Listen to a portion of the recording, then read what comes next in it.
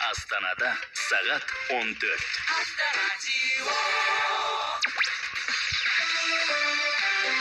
Avtoradio Қазақстанның ақпарат қызметі. Армысыздар, Авторадио Қазақстанда жаңалықтар, микрофон алдында Мақсат Раджолы. Мереке күндері 21 мыңнан астам полицей мен ұлттық ұлан қызметкерлері қызмет етеді. Мерекелік концерттер мен бұқаралық іс-шаралар өткізіледі. Осыған байланысты қоғамдық қауіпсіздікті қамтамасыз етуге ерекше көңіл бөлінеді. Патрульдеу күшейтіліп, тәулік бойы бейне бақылау жүргізіледі деп хабарлады полиция КИЗ. Астана-Қарағанды учаскесінде жеке компанияның жолаушылары пойызы өртенді. Бұл туралы Қазақстан темір жолы ұлттық компаниясы хабарлады. Астана-Қарағанды темір жолының учаскесінде Алматыдан Қостанайға шыққан Түрксіб Астана жеке тасымалдау компаниясының нөмірі 44 жолаушылар пойызында өрт шыққан делінген хабарламада. Ақпаратқа сүйенсек, пойыз жолаушылары мен қызметкерлері зардап шеккен жоқ, вагон пойыздан ажыратылған. Оқиға орнына Астана станциясынан өрт сөндіру пойызы жіберілгені атап өтілген. Өрт темір жолшылар мен төтенше жағдайлар департаментінің күштерімен сөндірілді.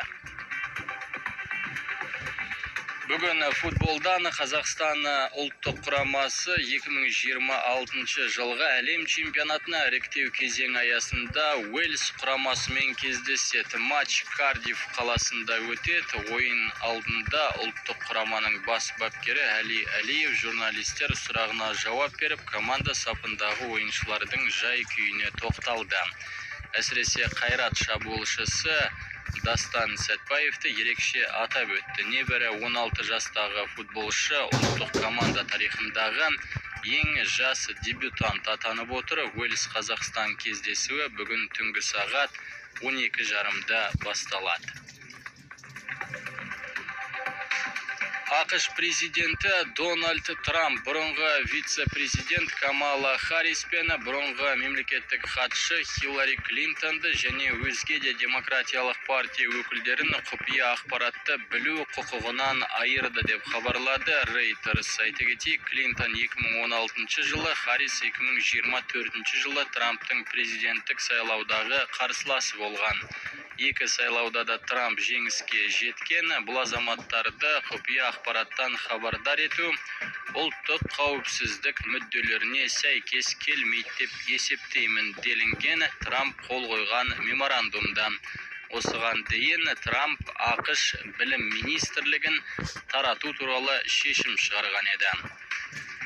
Жаңалықтарымыздың келесі топтамасы 1 сағаттан кейін. Мақсат Раджолы, Авторадио Қазақстанның ақпарат қызметі.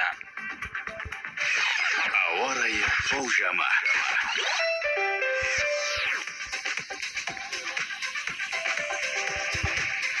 Бүгін Петропавл, Көкшетау, Павлодар мен Екібастұзда +3, Қостанайда 4 градус жылы, Түркістанда 22, Шымкентте 23, Таразда +21, Қызылордада 15, Атырауда 12, Ақтауда жаңбыр жауады 11 градус 0-ден жоғары, Ақтөбе мен Семейде +4, Оралда 9, Өскеменде +1, Қарағанды мен Теміртауда 2 градус жылы, Жезқазғанда 5, Балқашта 7, Талдықорғанда 16, Астанада 0, Алматыда +22.